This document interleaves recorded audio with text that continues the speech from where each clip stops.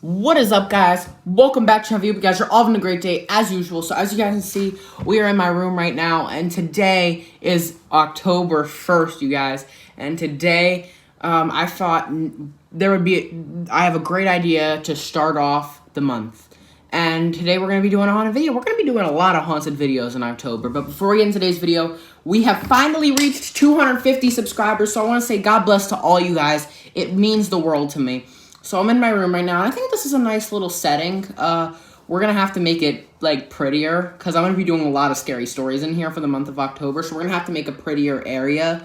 Hopefully we can do that. It might take a little while, but we're going to work on it, believe me. So, today, if you're not already subscribed, please click the like button, subscribe, and always comment down below. It really helps out with the videos. So today we're going to be talking about an abandoned ghost town in Pennsylvania. Okay. Called Centralia. And I've been there. You can check out the video. It was filmed the last week of summer, so about 3 weeks ago. The video wasn't really that good, to be completely honest, because I didn't know much about the town. Now I know a little bit more about it, so we're just going to be giving you guys some of the facts about the town, and what's going on there to this day.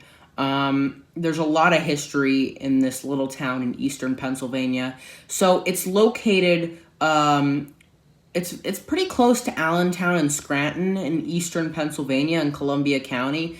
So let's get into this. Centralia, Pennsylvania. So let's get into the story right now. Centralia, Pennsylvania is a ghost town located in Columbia County, Pennsylvania. You may have heard about it, and today we're going to be talking about it. Before 1962, this region of Pennsylvania, and much like the rest of the state, has many coal mines. And there were lots in the area because Centralia was located on a mountain. There were 2,700 residents in the town, making it a very small borough in eastern Pennsylvania. It's located about 20 miles from the Susquehanna River. It was a normal town just like any other place in the U.S., a good, hard-working, blue-collar town in Pennsylvania, until May of 1962. There are lots of legends on how this coal mine fire started. Many people think it was because they burned garbage at a landfill nearby, and it spread to the coal mine. Whatever it is, this was a big concern. Now, for the first couple of years, people weren't really concerned, and it wasn't that big of a deal. However, it slowly became a bigger and bigger deal. They weren't able to extinguish the fire, and it would cost $500 million. However, about 10 years later, in the early 70s, a man who was owning a gas station in the town realized that his gas tanks were really high temperature, like 170 degrees. And for perspective, the normal temperature every day for that gas station would be around 60 degrees, a really big difference. And the coal mine fire was just burning and heating up his gas station.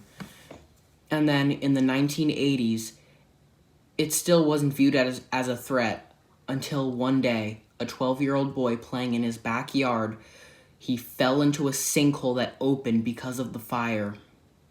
Luckily, his 14-year-old brother was able to save him, but he could have died because of this, and as a result, this story was seen as a bigger threat. Many people were leaving the town. Now, the reason why they didn't put out the fires because it would be too expensive. It would be very little if they just relocated all the residents to surrounding towns like Mount Carmel, Aristus, and Ashland, and the surrounding area in Cunningham Township, PA. The issues were getting crazier and crazier by the year, and by the 90s, there was a lot of issues going on. Most people left, and there were less than 1,000 residents by the 90s. Most people left and were happy to leave because the fire was a big threat. A lot of people were also saying that the air was really bad and was viewed as a threat. And there were lots of issues going on. However, there were lots of residents that didn't want to leave Centralia because it's just such a nice little town. And people did not want to, and eventually, in 2002, they got rid of their zip code for good. And to this day, there are now 11 residents and 5 houses that remain in the city. People in the state of Pennsylvania made an agreement that the people in Centralia can live out their lives if they wish, but once they die, their homes will be torn down. It hasn't really been too popular nowadays. However, there is a church just north of the city limits. There's 2 cemeteries in town and a abandoned municipal building, as well as a small lake in the town. There's not much left. However, the fire, people could say that when driving through the town, they could see smoke coming out. And even at the cemetery, there was apparently smoke coming out of the ground. This is obviously very scary and concerning. Nowadays, however, Route 61, one of 2 highways that go through the town, Pennsylvania Route 42, aka Locust Avenue, and PA 61, aka Center Street. Route 61 had to be relocated because there were cracks opening in the highway because of the coal mine fire, and now it is currently relocated in the middle of Centralia.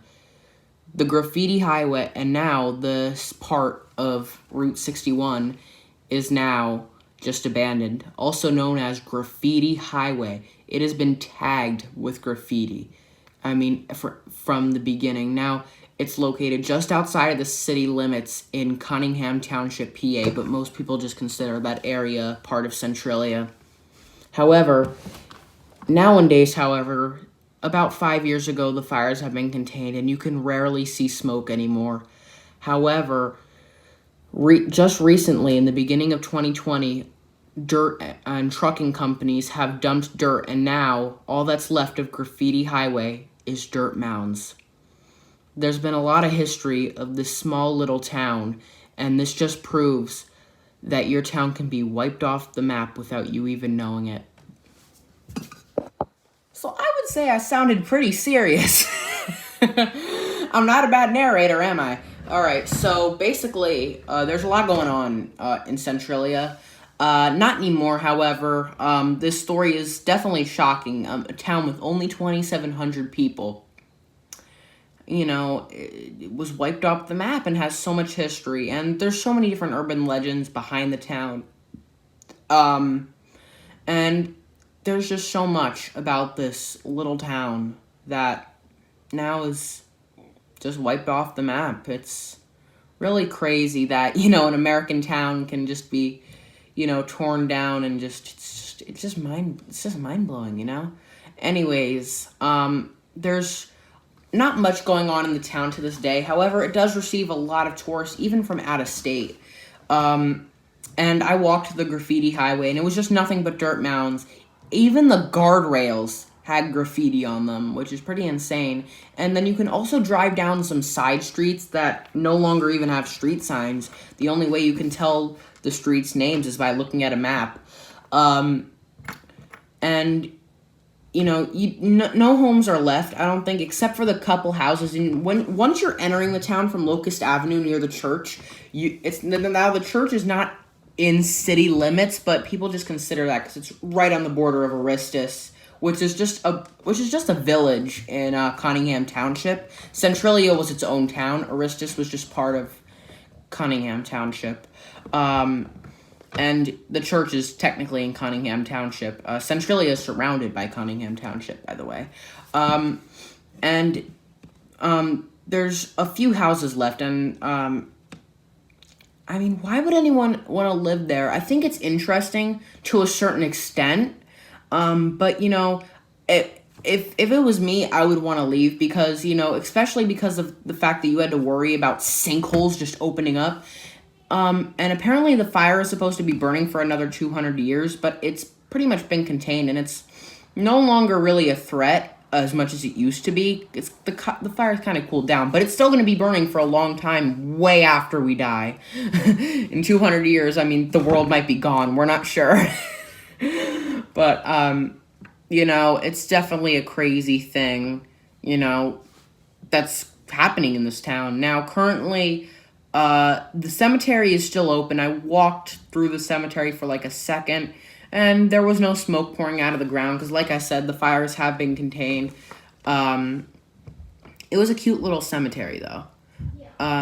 Then there's another cemetery called Oddfellows Cemetery, and I didn't go into that. We didn't really venture through the town too much. Now, the whole thing about this town is, in my opinion, do I think it's worth visiting? This is my honest opinion. Yes, if you're in the area, but, like, if you're going to be going through Pennsylvania, if you're in, like, Lancaster, York, Allentown, the Poconos, maybe Scranton, Wilkes-Barre, if you're in that area of eastern PA or Mifflinburg or wherever, yes, just check it out. If you're from out of state, if you're not in Pennsylvania and you're not planning on going to Pennsylvania anytime soon, not really. Because the town, it used to, be, very interesting, but now it really isn't anymore. And I mean, the main reason why I think most people visit there is because of Graffiti Highway, and Graffiti Highway is gone now. However, there are a lot of side streets in Centralia, and those are kind of becoming the new Graffiti Highway. I want the Graffiti Highway back. I think it looked cool. But I think that a lot of the side streets in Centralia are now being used as Graffiti Highway. I just hope they don't dump their dirt mounds there. Lots of history in this town for sure. But like I said, there's not much anymore. I mean, the fire's not even burning anymore. Well, it is still burning, but you can't even see the smoke. So what the hell's the point? Yeah, now I'm going to show you guys what it looks like on Google Maps. And even, I'm going to try to show you guys some videos, too. Like some documentaries and stuff. And how hot it was and how quickly it was burning. They first tried to extinguish it with water, and they dumped massive quantities of water down that coal seam. They tried underground barriers using sand and fly ash. They tried digging a cutoff trench, but they were too slow getting it done. The fire was already past the trench by the time they dug it.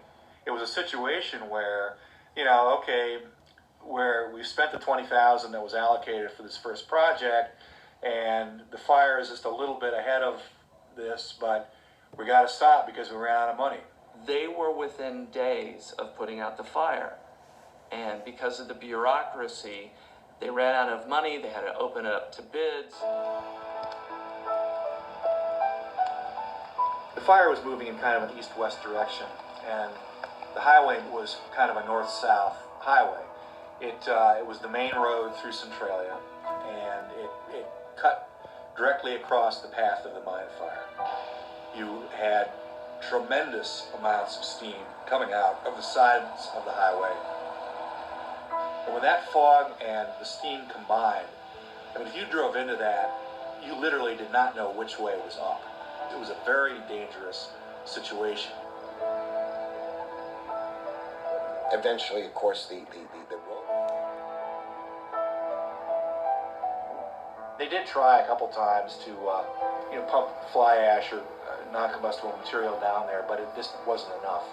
And so eventually they just closed the highway and rerouted it. Years ago, a lot of people did have, towards this area of town, did have carbon monoxide monitors in their homes. They didn't have enough carbon monoxide meters for a period of time.